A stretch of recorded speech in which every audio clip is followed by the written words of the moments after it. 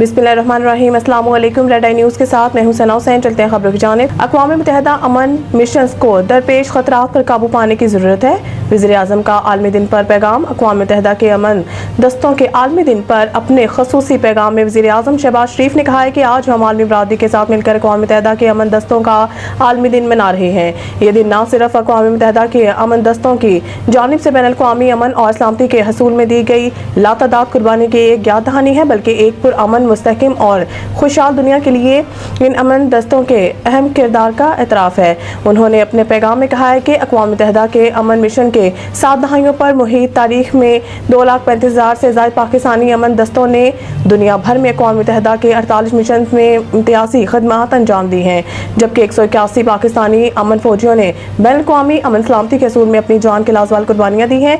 वज़ीर आज़म ने अपने पैगाम में कहा है कि एक सरकर्दा फौजी ताउन करने वाले मुल्क और अक़वाम मुत्तहिदा की सलामती कौंसिल के एक गैर मुस्तकिल रुकन के तौर पर मैं आज अक़वाम मुत्तहिदा के अमन मिशन को मज़ीद मजबूत बनाने के लिए तमाम कोशिशों में पाकिस्तान के अज़म और हमायत का अयादा करता हूँ।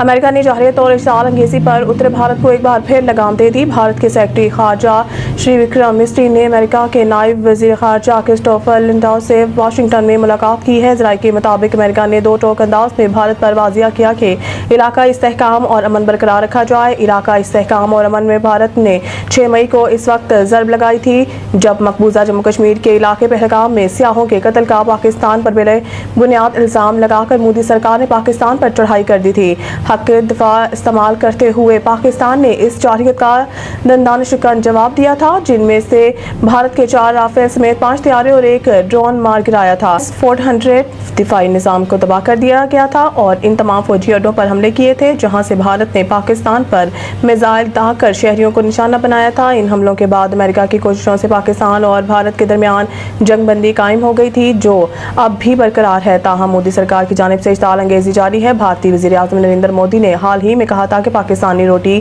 खाएं वरना मेरी गोली तो है ही। इस्लामाबाद जजेस ट्रांसफर के सुप्रीम कोर्ट ने फैसले की मुमकिन तारीख दे दी। दौरान समाअत वकील सलाहुद्दीन ने अपने दलाइल में मौक़िफ़ अख्तियार किया कि किसी जज के तबादले से मुतालिक आईनी निकात वाज़िया हैं और मुस्तकिल ट्रांसफर की सूरत में आर्टिकल 175A गैर मौसर हो जाएगा। इनका कहना था कि माजी में किसी जज का एक हाई कोर्ट से दूसरे में मुस्तकिल तबादले की कोई मिसाल मौजूद नहीं है और आर्टिकल 200 के तहत सिर्फ अबूरी ट्रांसफर की इजाज़त दी गई है। सलाहुद्दीन ने मज़ीद कहा है कि मुस्तकिल तकर्री का अख्तियार सिर्फ जुडिशल कमीशन के पास है और आर्टिकल 175A के तहत नई तकर्री ही मुमकिन है, जबकि तकर्री और तबादला 2 अलग अलग मफहूम रखते हैं। इनके बकौल जज के तबादले के लिए बामायनी मुशावरत जरूरी है और बामायनी मुशावरत के बगैर